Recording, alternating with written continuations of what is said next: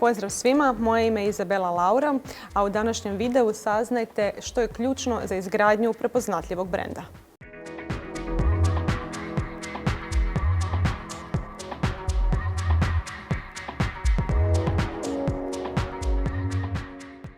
Želite da kupci kupe baš vaš proizvod u trgovini, da bukiraju vaš hotel i da budu dosljedni u korištenju vaših usluga. Da biste to postigli, bitno je da vas kupci prepoznaju. Danas nije dovoljno imati samo odličan proizvod ili uslugu ili baciti dobru staru reklamu. Vrlo je bitno izgraditi odnos s kupcima.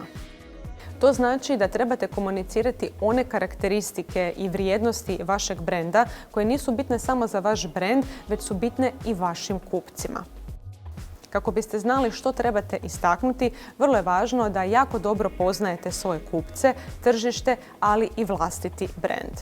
I upravo je to ono s čime započinje proces brendiranja koji za cilj ima pronaći vaše mjesto pod tržišnim suncem.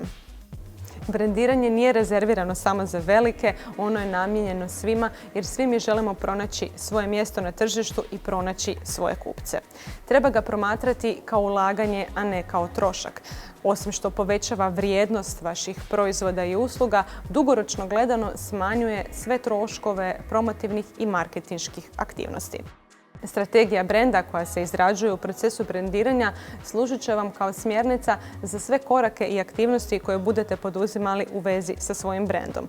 Od izrade weba do uređenja fizičke poslovnice ili prostora, pa sve do samog kontakta sa zaposlenicima, ali i kupcima. Ako vam treba pomoć u izgradnji snažnog i prepoznatljivog brenda, javite mi se, tu sam za vas.